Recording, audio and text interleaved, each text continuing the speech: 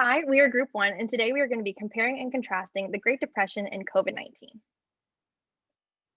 On the left, the Great Depression was a major economic crisis that began on October 24th, 1929, often referred to as Black Tuesday, when Wall Street witnessed a tremendous crash as stock prices fell by about 25% in a day.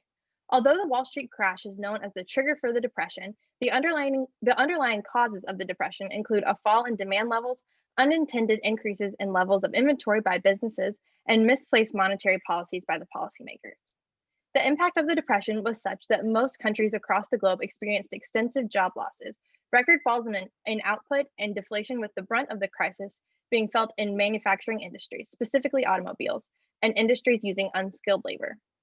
The Great Depression lasted around 43 months, or almost 4 years, and was resolved by FDR's interventionist New Deal and the economic stimulation from World War II. On the right, the rapid spread of the COVID 19 pandemic has left governments worldwide dealing with an unprecedented situation as they struggle to maintain a balance between economic losses and safeguarding the health of the country's people. COVID 19 was officially declared a national emergency in the US in March of 2020, after which lockdowns were imposed nationwide in an attempt to contain the spread of the COVID 19 virus. This brought economies to an absolute standstill with no prior notice. Supply chains were disrupted, demand was wiped out as people feared pay cuts and job losses. Face to face businesses have struggled to survive and meet obligations, while industries such as hospitality have fallen to all time lows. After months of uncertainty, the pandemic is still ravaging the economy and the lives of every American. At this time, no resolution has been reached, but many believe that the arrival of a vaccine will be the only thing to bring us out of the economic uncertainty we currently face. Here we have included a graph starting a month before Black Tuesday and following the data until it returned to its original level around May of 1942. As you can see, unemployment climbed quickly, but was very slow to return to a normal rate. Here we have included a graph starting many months before the initial lockdown of COVID and following the data until today. As you can see, unemployment grew slightly faster in this data, but has not since returned to its original level.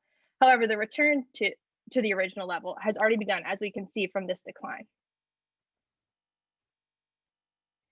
To allow for better analysis, we have combined the unemployment rates for each event and lined them up, with T being their widely respected beginning dates.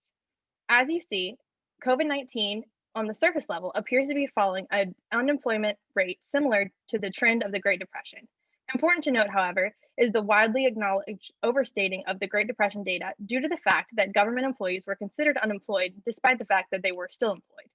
Conversely, during COVID 19, people with skills in highly impacted industries can't just move to another job in that industry. For example, if every hotel is closed, a laid off bellhop cannot just get a new job working in another hotel and will most likely make the rational choice to not look for a job. For that reason, the orange graph might have actually been transitioned down, while the green graph might actually need to be transitioned up. Like Liz was saying, unemployment was a key difference in the Great Depression and COVID 19. While both of these periods of time had great surges in the unemployment rate, they experienced them in different manners. As you can see, during the Great Depression, there was a huge jump from about 2% to 25% in the unemployment rate over the course of 4 years. Additionally, the unemployment rate remained over 10% throughout the 1930s. Contrarily, as a result of the COVID 19 pandemic, the unemployment rate increased from about 3.5% in February of 2020 to about 15% in April. It is projected that the unemployment rate will be under 10% before 2021 and continue to decline throughout next year. From this, you can see the shocks on the labor market during the Great Depression were more structural, therefore took a more extended period of time to abate. This differs from the more short-term shock of COVID, where the unemployment rate is returning to normal more quickly as the economy begins to open back up with the okay of federal and state governments.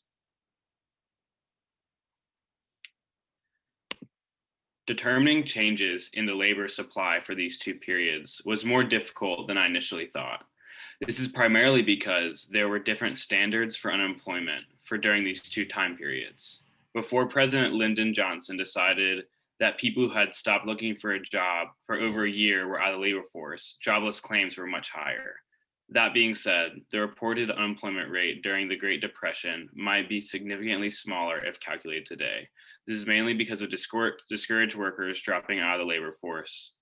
Knowing this, we can also conclude that the decrease in labor supply might be significantly greater than unemployment rates for that time suggests. Comparatively, the economic impact of COVID seems to be a lot shorter than that of the Great Depression. This, paired with the creation of new jobs in companies such as Amazon, hiring over 100,000 new employees, and in fields such as health and safety, tech and automation, and digital working, expanding, diminish the increase in discouraged workers, therefore offsetting the negative shift in labor supply. Overall, you can see that the large number of discouraged workers during the Great Depression yielded a larger negative shift in labor supply.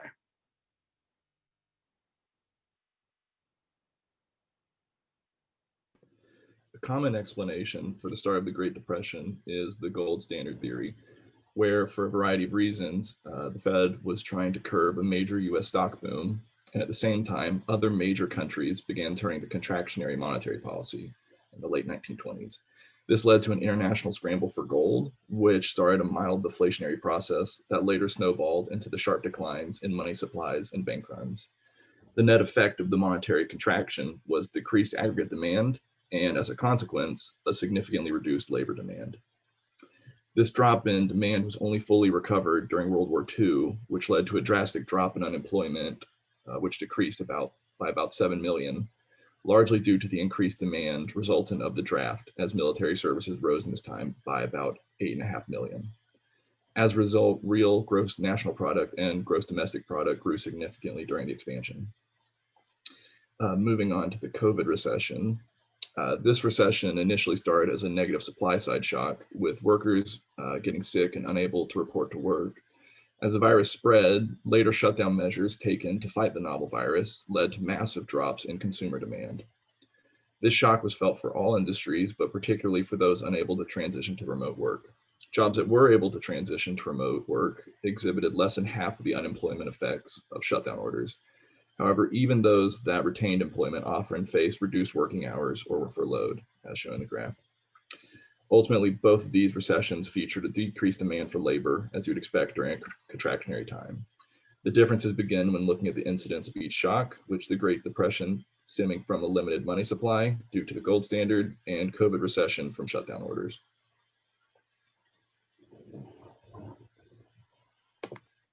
It's a known fact that most recessions and depressions cause inequality in some capacity. However, this inequality manifests itself differently. For instance, during the Great Depression, the majority of the workforce were men, and therefore they were negatively affected the most. For example, from 1930 to 1940, 898,000 men were unemployed, whereas the number of women employed actually increased by 1.3 million. On the other hand, COVID-19 has mostly affected service industries like hospitality, travel, and restaurants. Since these positions are mostly filled by women, women have been disproportionately affected by the pandemic. In fact, in April of 2020, women's unemployment rate was 3% higher than men's. Therefore, from a gender standpoint, men were more negatively affected by the Great Depression, while women were more negatively affected by COVID-19. In terms of age, younger workers faced inequality in the Great Depression because they were quicker to be laid off.